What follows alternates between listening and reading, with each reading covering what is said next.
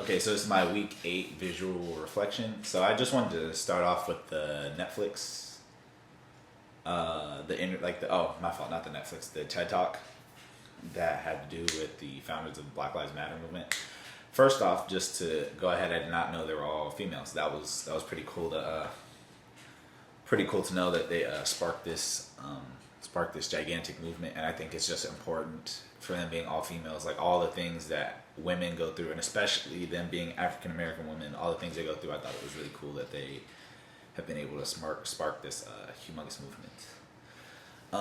A couple big things I got from each of the speakers was the main thing that resonated with me was they were saying that leadership is like kind of lonely, and that really resonated with me just because obviously there are a lot of leaders, but at the top, it's basically saying like at the top it's lonely. But another thing that they brought up was it doesn't always have to be lonely, and that the people that follow the movement and trust in their leaders need to be able to struggle and be willing to struggle with their leaders.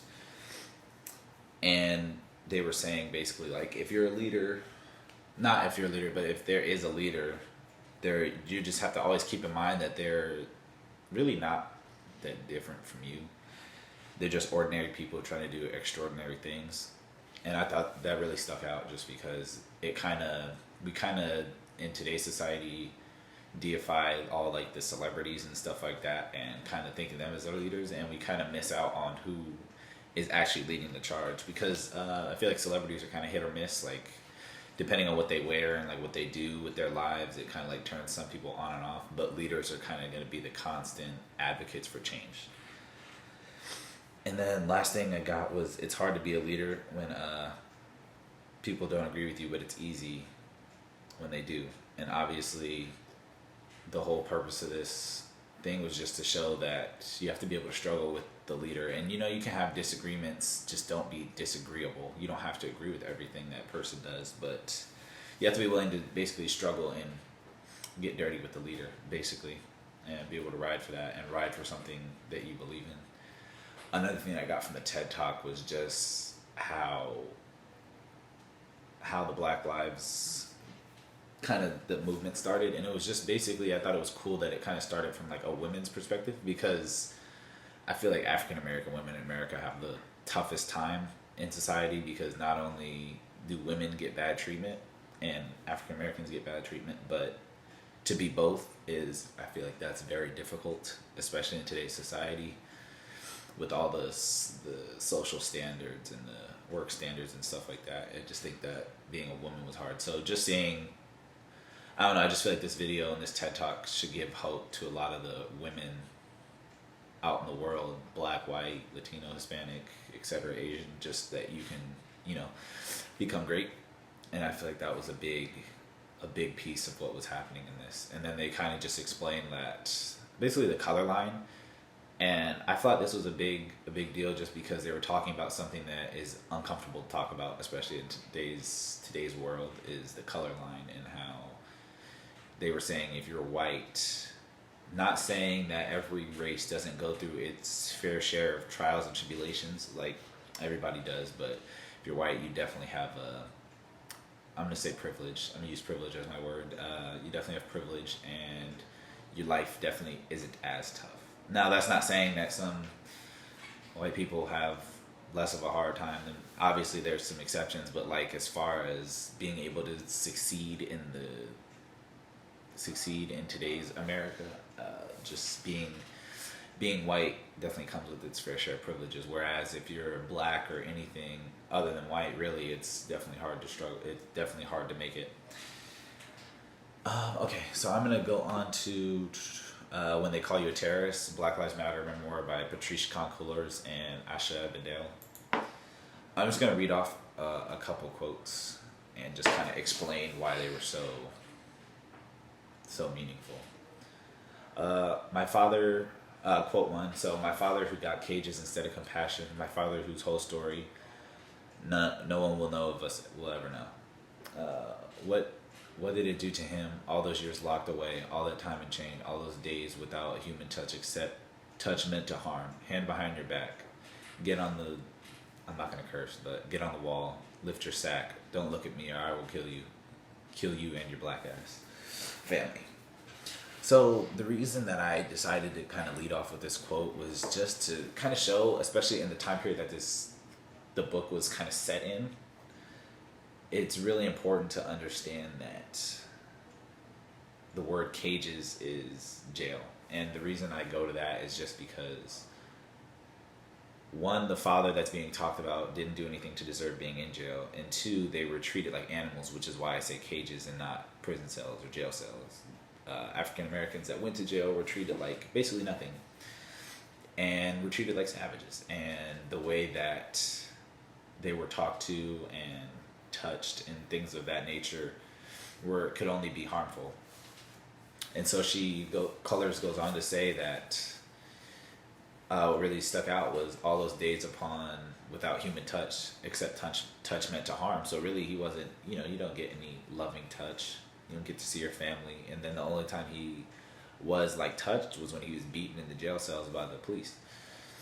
And I think it's just saying that through this quote that, like I said, the whites were really savage towards any African American in jail, regardless of the crime.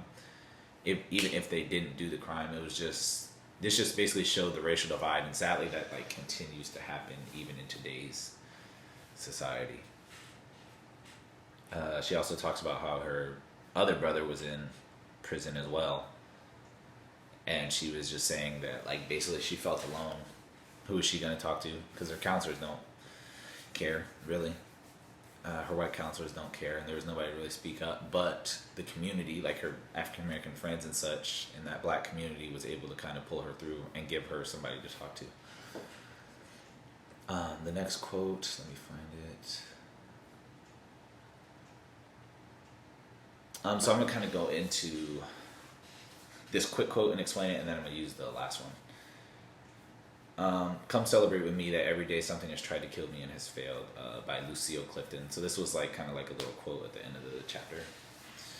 I thought this was probably the most important quote, especially in today's time, because as an African American myself, I feel like there's, and I'm pretty sure a lot of people can relate, there's a lot of things that like we have to look out for on a daily basis that some other races don't have to worry about. And I know just for me, it's like, for example, like if I'm driving, not to have the music too loud, or not to speed, not to really go over the limit. If I do get pulled over for nothing, which is definitely a possibility, as we've seen in a lot of different cases, really don't move. If they ask you to hand them something, they're gonna have to get it themselves.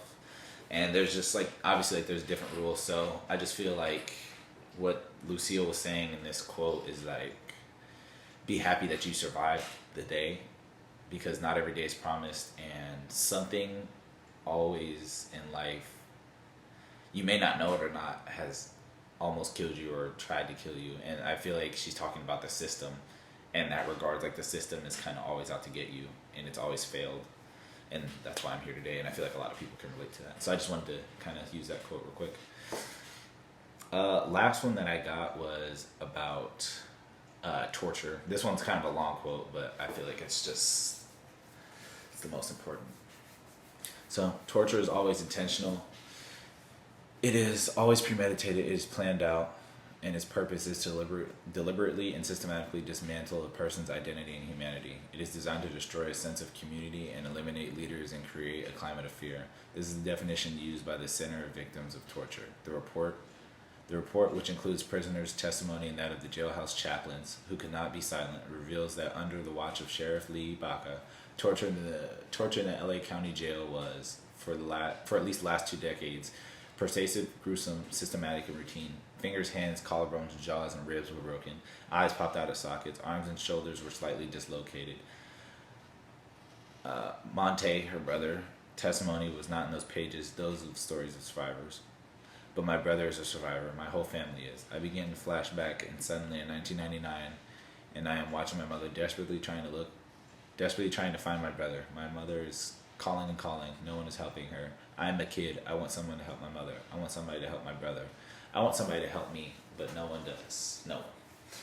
So I'm just going to go out on this and just say that, like I said before, that especially the LA County jails. For like I said, this is where the book was kind of placed in.